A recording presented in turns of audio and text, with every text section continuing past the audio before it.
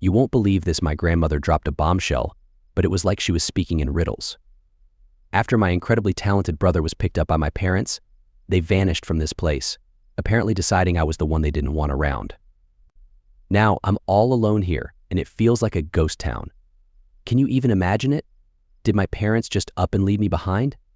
Meanwhile, my grandmother showered me with endless love, amazing food, and the warmest, most comforting smiles you could imagine. I truly found what it meant to be accepted for who I am. Then, after over 2 decades of freedom, my parents reappeared in my life. They came back after they saw me thriving as a successful media researcher, but their motives were far from genuine. They showed up with these sly, calculating smiles, and I could feel a deep-seated anger building inside as I saw their desperation, realizing they were responsible for this whole situation.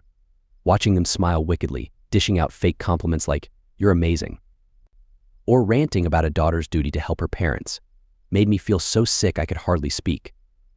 As my frustration grew, so did my clarity. These people hadn't changed at all. They still believed their values were the only ones that mattered, using those beliefs to justify excluding others and excusing all kinds of cruelty without a thought for those they hurt. It's almost funny, really. Now they turn to me because they need something. But I'm done holding back. I've been paving my own way, and I can't consider people who abandon me as family anymore. I feel no connection to them whatsoever. The time had come to finally say what I'd kept inside for years. I renounced any claim to their inheritance and declared that we were officially estranged. I am Sarah, a 28-year-old researcher. Since childhood, I've loved playing outside, sprinting through muddy puddles and digging in sand until I was covered in dirt. It all began when my science teacher introduced us to the world of microorganisms. The idea that something invisible could exist blew my mind. Even though they were hidden to the naked eye, each one had a unique appearance under a microscope. I became obsessed with uncovering these hidden wonders and begged my parents to buy me a picture book. But that wasn't enough. We didn't have a microscope at home, and I couldn't always use one at school. Can you imagine my frustration? My teacher told us about amazing microorganisms, how they feast on fallen leaves and make their homes in the mud. With so many leaves and mud around, I couldn't resist exploring, and I'd come back covered in dirt. "Sarah, why do you always ruin your clothes?" my mom would ask. How many times do I have to remind you? She would scold me every time I came home dirty, but her warning slipped my mind whenever I was outside, especially since she wanted me to stick to more traditional activities for girls. "You're a girl, put on a dress." Playing outside isn't ladylike, she'd insist. But I preferred getting messy, and that led to plenty of her scoldings. My tendency to lose myself in things caused trouble at school, too. During parent-teacher meetings, my teachers would comment, "Sarah often struggles to focus and is frequently caught daydreaming." My mom would give a forced smile, apologize, and then gently say to me, "Let's work hard and study, dear." But as soon as we were alone, she'd grab my arm and unleash a loud tirade. Honestly, I just found classes incredibly boring. The lectures often felt like a chaotic stream of information, without any order or purpose. Sitting still and listening felt like torture, and my mind would drift to more interesting topics. That's why my test scores varied so wildly. Sometimes I'd nearly ace a test, while on others, I barely scraped a passing grade. My inconsistency made my report card look like a roller coaster. At school, the teachers encouraged us to have interests, even if it meant putting in varying levels of effort, as long as we were passionate about something. But for my parents, even a single subject with less than stellar grades was unacceptable. They'd toss my report card aside, muttering, "A fool has no place in this house." My parents were always bragging about their own accomplishments. My mother, who taught at a highly competitive high school, took pride in graduating from a prestigious university with rigorous standards. To her, outstanding grades and admission to a top-tier university were the keys to success. It was clear that many people around her were put off by her rigid mindset, but she either didn't notice or didn't care. Even when people tried to point out that the prestige of a school isn't everything, she dismissed them as sore losers. If my mom had just been arrogant, it might have been easier to deal with. But she was confrontational with anyone who thought differently, making peace impossible. So most people, including me, avoided any disagreements with her. My dad was much the same. He graduated from medical school and went on to become a researcher, frequently discussing his work at the university hospital and publishing studies. He firmly believed that a person's worth was determined by their academic pedigree, often looking down on patients and colleagues from less prestigious backgrounds. To him, my situation was a source of shame. Unfortunately, I had a brother who was the polar opposite of me. He was the perfect child, always obedient and excelling academically, exactly as my parents wished. He enjoyed special, nutritious meals and high-quality clothes as rewards for his achievements. I, on the other hand, was the complete opposite. My meals often consisted of leftovers from what my parents and brother had eaten, and my clothes were usually hand-me-downs or too small. When I started preferring outdoor activities over staying inside, the chances of receiving new clothes practically vanished. Our parents treated us very differently according to their values. Still, I loved my brother, and he was always kind to me. Despite the heavy burden of study materials and constant work, he found time to help me with my homework and even shared his snacks, knowing that I never got any. We both silently understood that going against our parents wasn't wise. The lowest point came when I was 9 years old. My parents became so absorbed in their work and my brother's education that they practically treated me like I was invisible. They simply told me to look after myself, no longer including me in meals they prepared for themselves and my brother. They'd lock me in my room, saying it was for studying, and only let me out when my brother went for a bath. During those moments, I'd scavenge for whatever food I could find in the fridge and wear whatever clothes were clean. My muddy, dirty clothes were often rejected from the laundry pile, left discarded on the floor. Oddly, they placed a tablet nearby that played a video on how to use the washing machine, so I ended up teaching myself to do laundry from those tutorials. I remember feeling a strange sense of relief that no one scolded me for being self-sufficient. There were days when I didn't see my parents at all. They were always engrossed in their work, and whenever they had time off, they dedicated it solely to my brother. Even when we passed each other in the house, they wouldn't make eye contact, nor would they respond to my attempts at conversation. Gradually, I stopped trying to reach out, and they seemed to ignore me even more. They were diligent about school requirements, making sure I had everything I needed, but any emotional connection or recognition was completely absent. So, I accepted this as the way things were supposed to be. Perhaps, given that my teachers were my mother's colleagues, they never imagined she would go to such lengths. There was never any intervention or discussion about it. One day, I came home from school to find a note on the living room table in our empty house. It read, "Your brother is going to a new school. We've made this house livable for you at first." I didn't understand the message. My brother had mentioned he might change schools, but it didn't seem certain at the time. Little did I know, my parents had already planned everything. As I read the note over and over, the realization sank in they were leaving me behind. They were taking my brother and leaving the house for me, as if to say I wasn't needed anymore. As that understanding hit me, tears streamed down my face. I was overwhelmed with sadness, thinking it was all because I wasn't good at school, because I didn't always follow the rules, because I got my clothes dirty. It broke my heart because no matter how hard I tried to gain my parents' attention by being good, it never seemed to matter.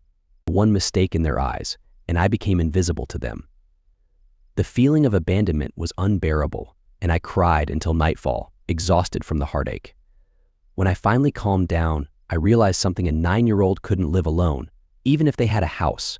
What about food, or all the basic needs? I was utterly helpless without any money, and the thought of being completely alone terrified me.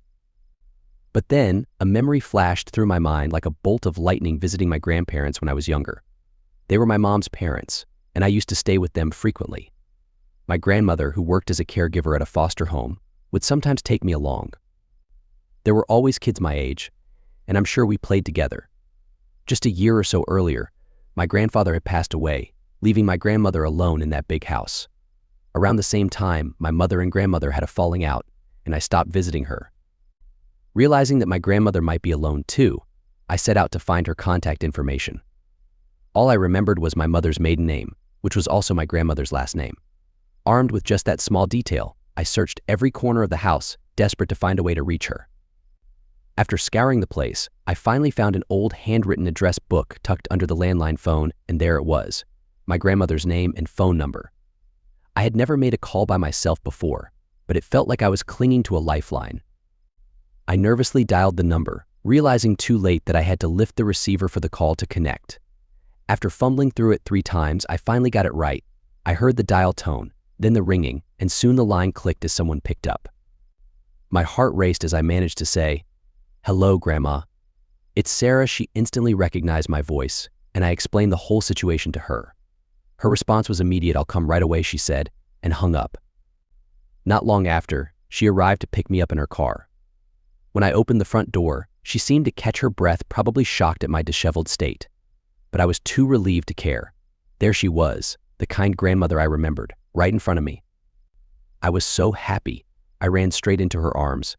She hugged me tightly, gently stroking my tangled hair and murmuring, "Your beautiful hair, and your clothes." Her touch was so tender, and those words brought me an overwhelming sense of comfort and relief. "Come on, grab what you need, and let's head to my place," my grandma said, giving me a reassuring pat on the back. She was taking me in to live with her. "Yeah, Mom and Dad, they're not coming back, are they?" I hesitated, feeling that leaving the house would sever the last connection I had with my parents, even after all the tears I shed feeling abandoned. But deep down, a small part of me still clung to hope, thinking, maybe I'm just the unwanted girl. "Well, isn't that a good thing?" Grandma said, surprising me. I looked up, not quite understanding. "You're free now, Sarah. Free. What would you like to eat? I'll make it." "What do you want to do?" she asked with a gentle smile. "Of course, we'll have a few basic rules since we'll be living together to keep things smooth for both of us, okay? But aside from that, you're free. Do things you enjoy. Have fun. That's what you can do now." Her words sparked a warmth inside me. The idea of being free to enjoy life was new, and though I wasn't entirely sure what it meant, a sense of excitement began to grow. After that, I moved in with my grandma and started attending a new school. Her home was in a quiet rural area, and the school was small, with only a few students. Perhaps because it was such a tight-knit community, being the new kid made me a bit of a novelty, and everyone was welcoming. The teachers were attentive to each student, and I no longer faced the constant scolding I had before. "Sarah, it's great that you have interests. Research the things you're curious about. There are books in the library. But balance is key, okay? Pay attention in class, finish your homework, and then you can dive into your hobbies," they encouraged. Everyone accepted me as I was, helping whenever I needed guidance without judging me. I felt truly seen for the first time, which made me smile more often. Near my grandma's house, the land was like a treasure trove for me. It was a place where ancient fossils and buried forests had been discovered. Though no large excavations were ongoing, traces of those findings still lingered. I was especially curious about the microorganisms that might have lived and thrived in that soil. I wondered how different layers of earth held different life forms and what they might reveal. I was hungry for knowledge, and each day I'd explore the area, getting muddy and uncovering bits of nature's secrets. One day, driven by curiosity, I even found something that resembled a fossil, and my excitement soared. Each day felt like a new adventure, brimming with discoveries and a sense of accomplishment. I realized that this was something I wanted to keep doing for a long time. 20 years have passed since my parents left me behind. Now, at 29, I work as a researcher specializing in biology. After being raised by my grandma, I went on to college, where I completed a 4-year degree, followed by another 4 years to earn my master's and doctorate. I successfully defended my thesis, earning a PhD, and landed a position at a respected research institute. Right after taking me in, my grandma somehow reached out to my mother, insisting that she contribute to my upbringing and education. Of course, my mother resisted, but grandma wasn't one to back down. She threatened to get child services, the police, or even a lawyer involved if my mother didn't fulfill her responsibilities. Worried about their reputation, my parents reluctantly sent over just enough money to cover the basics. But it wasn't enough for tuition, so I relied on scholarships and honors programs to complete my studies as quickly as possible. Now I'm working in a field that has always fascinated me, studying fossils and analyzing the layers of Earth to understand their age and conditions. My life is incredibly satisfying, even though research institutes are known for their demanding hours, sometimes exceeding 100 a month.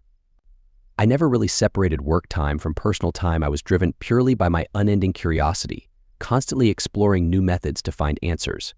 It felt like there was never enough time to enjoy the thrill of discovery. While some colleagues left, unable to handle the pressure, I thrived in the environment, embracing the nickname of the physical and mental powerhouse after years of being denied the chance to pursue my interests. I now cherished every opportunity to explore and make new discoveries. What used to be criticized about me as a child, my deep focus on a single subject had become a key asset in my career. My grandma taught me how to harness that focus and turn it into a strength, which helped me improve my study habits and eventually excel in my entrance exams and research. I developed a knack for juggling multiple tasks, organizing them in my mind and working through them methodically. The sensation of my mind working at full capacity, digging into data to uncover answers, brought me a deep sense of satisfaction. It became increasingly clear that this job was a perfect match for me. Recently, I was honored with an award from a prestigious scientific society for my discovery of the unique functions of a rare microorganism found in a sand sample during an overseas excavation. My curiosity about why this microorganism existed in a particular layer led me to investigate, revealing its critical role in evolution. I quickly wrote a paper and submitted my findings, earning recognition. This discovery kept me abroad longer than expected as I got caught up in meetings and media interviews unrelated to my research. When I finally returned to the US, the Institute's director urged me to take some time off as a reward. Since such breaks are rare and I didn't have many plans, I decided to visit my grandma. So from the airport, I headed straight to her home. "You've been busy again, haven't you?" she asked when I arrived. "Not really, it's just that the non-research stuff can be a hassle," I replied. "I saw you on TV at that event. You looked lovely in that dress," she said with a smile. "I was just dressed up because they made me," I laughed. "It wasn't really my style." "Well, you looked completely different from the Sarah I know," she teased, making me smile. "Anyway, Grandma, your pumpkin stew is still the best." "That's good to hear. If you want more, just help yourself," she offered warmly. Settling into her cozy living room, I savored the rich pumpkin stew and a comforting cup of tea. Though she was growing older, my grandma still lived in that house on her own, her energy evident as she continued to care for her garden with dedication. I silently wished that my grandmother would remain healthy and lively for many more years. As I drifted into these thoughts, the doorbell rang. "The mail?" "That's unusual," my grandmother remarked, standing up to answer. Since I was a child, this area has always been sparsely populated, and the neighbors, familiar with each other's routines, rarely use the intercom when visiting. Typically, only delivery drivers ring the bell, and given that my grandmother doesn't use online shopping, I couldn't help but wonder what might have been delivered. I heard her slippers shuffle across the floor as she opened the door. But she didn't return right away. There seemed to be a commotion at the entrance. Sensing something off, I decided to go check it out. "Ah, Sarah," a voice called out as I left the living room and peeked down the hallway. Behind my grandmother at the door stood a man and a woman, the latter speaking my name with a forced smile. "Sarah, I'm so happy to see you. I've missed you so much," she said, gesturing for me to come closer. It took me a moment to recognize them. After all, 2 decades had passed since I last saw them. The two people eagerly calling my name were my parents, now aged significantly. What were they doing here? What could they want after 20 years of silence since abandoning me? "Laura, you and David have no right to show your faces to Sarah." My grandmother's voice rose as she addressed my mother. "Stay out of this, Mom." "Sarah is my daughter," my mother shot back. "You never acted like a parent." "How dare you," Grandma snapped. My parents, ignoring her, tried to engage me with false enthusiasm. "Sarah, come here. Let's celebrate. You've done so well," they said, still shouting. Watching them, I realized they must have learned about my recent award. They likely didn't expect me to be here, but with their only link to me being through my grandmother, they decided to visit, and by chance or perhaps their luck, they found me here. "Keep your voices down, you're disturbing the neighbors," I said firmly, and they immediately quieted down, aware of how irrational their behavior seemed. "You're not coming inside. Just tell me why you're here. If you make a scene, I'll call the police. Now speak." My parents exchanged glances, then began their story. They explained that everything changed for my brother after he started college. He got into a prestigious university, just as they had always dreamed. But there, he encountered new perspectives, surrounded by passionate students with diverse aspirations. Seeing his peers follow their dreams, my brother began to question the rigid academic beliefs our parents had drilled into him. He soon grew resentful of their obsession with status and grades. Then, during his senior year, he disappeared, leaving a note that read, "Don't look for me, he hasn't been found since."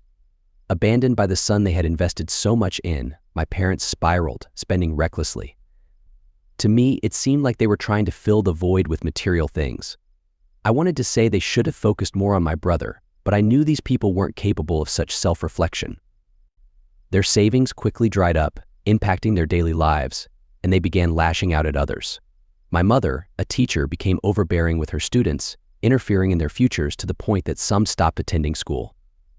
She also harassed younger colleagues, leading to recordings of her behavior being sent to the education board, resulting in disciplinary actions. My father acted similarly, belittling colleagues based on their educational backgrounds, mistreating patients, and even making inappropriate advances toward female patients. Both of them now faced potential legal troubles for their actions. With tears in their eyes, they shared their predicament, then leaned toward me and pleaded, "Sarah, we want to be a family again. We should support each other. You've always been our daughter, and we're so proud of what you've accomplished. You must be well known in your field by now. And with your status comes influence. Let's move forward together." "Support each other," I echoed, disbelief rising in my voice. Their plea felt utterly hypocritical, expecting help now, after everything. "But we're family," my mother stammered, as if trying to convince herself. I interrupted sharply, "Family? What do you mean by that? We may share genes, but that doesn't make us a family. Does it?" My mother's voice grew louder, trying to control the situation, but her tone brought back a sense of the past, one I now realized I no longer feared. "Stop twisting things to suit yourselves," I continued, my voice calm yet cutting. "You're only here because you're facing huge legal fees you can't cover, aren't you? Is it because my brother is out of the picture and now it's my turn? Or have you run out of money and are now relying on the daughter you abandoned?" My father fell silent, while my mother stared at me, wide-eyed. "Sarah, how can you say that? We're family. Families support each other. It's just that we've been apart for so long. You're in shock, right?" she said, trying to reassure me. "Don't worry, we'll live together again, and we'll adjust to each other's pace." I couldn't listen to any more of their empty promises. "That's enough. Absolutely not. I refuse. I don't want to see you or speak with you again. Please leave." I couldn't imagine the thought of living with them after everything that had happened. Even as they began yelling, demanding I pack up and take them to my place, my heart remained cold. "Sarah, how can you talk to us like that? Hurry and get your things," they shouted, their voices growing rougher, intent on forcing their way into my life.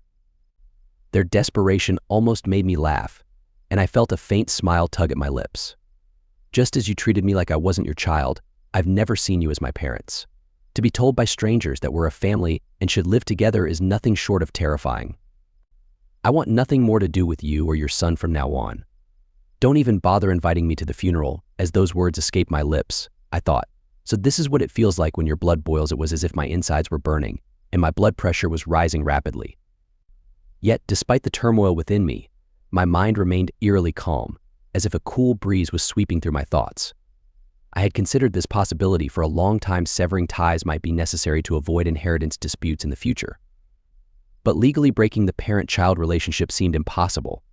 However, cutting them off practically without formal notice felt like a viable plan. Eventually, my parents turned red with anger and began to shout, "What do you think you're doing, acting on your own? Who do you think paid for everything? You have a duty to support your parents as a doctor. Do you have any idea how ungrateful you sound?" They were yelling once more, and I could only sigh, wondering if they could ever understand. "Do you really believe that just providing money makes you parents?" my grandmother interjected calmly. Her words made perfect sense to me. To me, they weren't parents, not in the way that mattered. "Being a parent is more than a title, isn't it?" my grandmother continued. But her words seemed to fall on deaf ears. My parents kept spouting irrational accusations and excuses, their voices rising louder. With a deep sigh, my grandmother turned away from them while they continued their shouting. Suddenly, the wail of a police siren cut through the air, growing louder as it approached. At first, I thought it might be an accident nearby, but then the patrol car stopped right in front of my grandmother's home. A couple of officers stepped out, followed by a small group of curious neighbors who had gathered around. Even in a quiet rural town like this, a loud argument like ours was bound to attract attention, and it seemed someone had called the police, fearing a more serious altercation. Despite the rural setting, my parents became visibly flustered when the police arrived. They plastered on fake, overly friendly smiles and stumbled through their responses. I calmly explained to the officers that my parents had abandoned me years ago, taking only my brother with them, and that this was the first time I'd seen them in 20 years. I added that they now wanted to live with me. The murmurs among the onlookers grew louder as my parents shot angry looks my way. though their expressions seemed only to confirm my story. The officers kept my parents at a distance while my grandmother and I closed and locked the front door behind us. As expected, my parents didn't attempt to come back after that incident. I later heard from neighbors that they had spoken with the police for a while before leaving as if nothing had ever happened. In the days that followed, there was no sign of them, and it seemed the neighbors kept a watchful eye for any return. Perhaps this visit was their last-ditch effort to reach out to me. As my vacation drew to a close, I prepared to head back home, feeling slightly more at ease. But then, another visitor showed up at my grandmother's doorstep. Hey, long time no see. Sarah, my older brother, greeted with a smile. His tanned skin and long hair, casually tied back, made him look like he had just returned from an adventure. I recognized him immediately by the way he grinned while saying my name. Standing at the door was the brother who had disappeared years ago, someone I hadn't heard from in ages. I invited him into the living room, where we sat down, and he began to fill in the details of his life since we last met. Reconnecting with old friends from college had opened his eyes to our parents' behavior, making him realize how abnormal their attitudes were. He had been quietly biding his time, working part-time to save enough money until he could leave home. When the opportunity arose, he left the country, determined to explore new places and meet new people. He took up jobs wherever he traveled, documenting his journey through photography.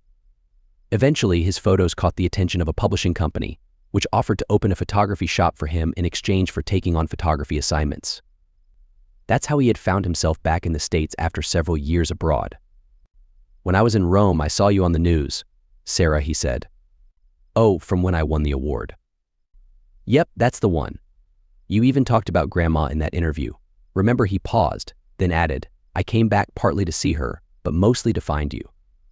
His cheerful demeanor shifted to a serious expression as he straightened up and looked me directly in the eyes.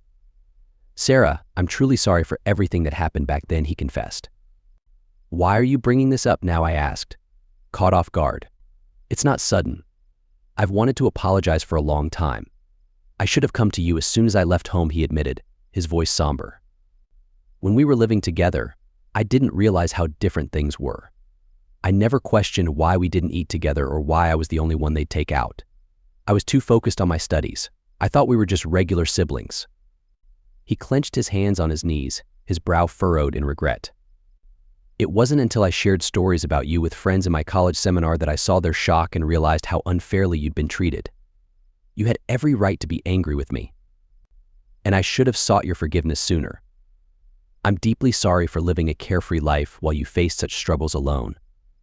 He lowered his gaze, and his heartfelt apology made me consider, for the first time, whether I might resent him. But try as I might, I couldn't summon those feelings. I didn't hold thoughts like, why was it only me, or why did he have it better toward him? Back then, my thoughts were so consumed by our parents that I seldom dwelled on such feelings. I'm not upset, and I don't hold any resentment toward you. You were the only one who really spoke to me during that time, I told him. My brother's expression twisted with pain as he heard this, his eyes welling up with tears. Just then, our grandmother appeared, holding a plate with oven mitts. "Would you both like some candied sweet potatoes?" she offered. They were her homemade candied sweet potatoes, made with the harvest from her garden and prepared since the previous day. Knowing this, I couldn't help but smile at her thoughtful attempt to recreate the atmosphere of our childhood, as if we had stepped back in time. "Wow, this brings back memories. I've been missing these for so long," my brother said with a grin. "Yeah, Grandma's candied sweet potatoes are the best, aren't they? I loved them as a kid," I agreed. "I know," she replied warmly. "Please have as many as you like. Let's enjoy them together." We sat across from each other at the table, sharing this familiar treat after so many years. It was a simple, yet deeply meaningful moment that brought tears to our eyes, even though the taste was a little salty with emotion. It was a memory to cherish. Later, I found out that our parents faced substantial compensation payments and became embroiled in further scandals that even made the news, resulting in the loss of their jobs. Now, they seemed to be living a humble life, working alongside people they once scorned for not having the same educational background. They have to respect younger supervisors with only high school diplomas. It must have been a humbling experience, but I felt it was a necessary lesson for them. My brother and I, after being apart for 2 decades, began to reconnect, often talking, sharing meals, and visiting our grandmother's home together. Spending time with him as a family again made me genuinely happy, and I felt incredibly thankful for the moments we got to share with our grandmother. Both in my personal life and my professional journey, I found a sense of fulfillment and peace.